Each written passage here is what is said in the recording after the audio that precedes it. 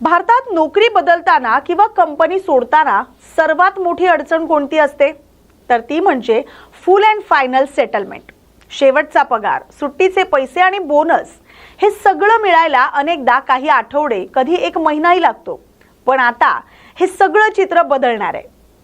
1 April 2026 पासून देशात लागू होणाऱ्या नवीन कामगार कायद्यानुसार कर्मचारी कंपनी सोडल्यानंतर त्याचे संपूर्ण फुल अँड फायनल सेटलमेंट फक्त 2 दिवसात पूर्ण करणं कंपनीसाठी बंधनकारक असणार आहे. ही तरतूद कोड ऑन वेजेस अंतर्गत करण्यात आली आणि यामुळे रोजगार क्षेत्रात मोठा बदल होण्याची शक्यता आहे. नेमकं काय बदललं आहे ते आपण जाणून घेऊया. आतापर्यंत फुल अँड फायनल सेटलमेंटसाठी कोणतीही वेळ मर्यादा नव्हती. त्यामुळे अनेक कंपन्यांमध्ये ही प्रोसेस उशिरा व्हायची. कर्मचारी नोकरी सोडून गेला तरी त्याचे पैसे अडकून राहायचे. काही वेळा तर महिनाभरापेक्षा जास्त काळ लागत होता. नवीन नियमानुसार कर्मचारी जेव्हा राजीनामा देतो तेव्हा कंपनी त्याला काढून टाकते किंवा ते ऑफ होतं. या सर्व परिस्थितींमध्ये शेवटच्या दिवसानंतर फक्त 2 दिवसात सर्व पगार आणि शिल्लक राहिलेले पैसे देण्याची तरतूद करण्यात आली. नोकरी बदलताना आर्थिक नियोजन खूप महत्त्वाचं असतं. जुन्या कंपनीकडून पैसे वेळेवर न मिळाल्यास नवीन सुरुवात करणं कठीण होतं. EMI, घर खर्च, गुंतवणूक या सगळ्यांवर परिणाम होतो. या नवीन नियमामुळे कर्मचाऱ्यांना मोठा दिलासा मिळणार आहे, कारण आता त्यांना आपल्या पैशासाठी वाट पाहावी लागणार नाही.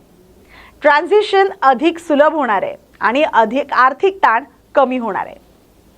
जरी हा नियम कर्मचाऱ्यांसाठी फायदेशीर असला तरी कंपन्यांसाठी तो आव्हानात्मक ठरू शकतोय, कारण फुल अँड फायनल सेटलमेंट ही एक सोपी प्रोसेस नसते. त्यामध्ये अनेक टप्पे असतात.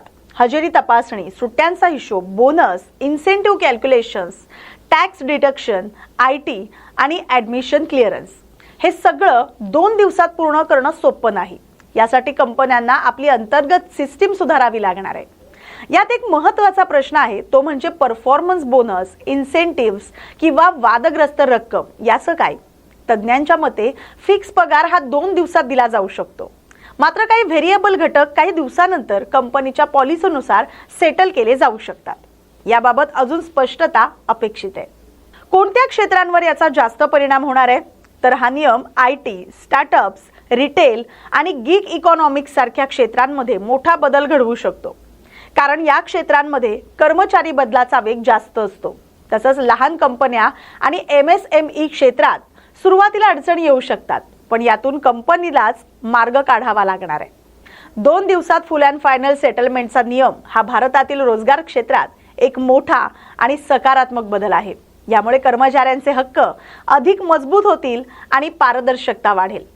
जर कंपन्यांनी हा नियम प्रभावीपणे अंमलात आणला तर याचा सकारात्मक परिणाम रोजगार बाजारावर दिसणार आहे.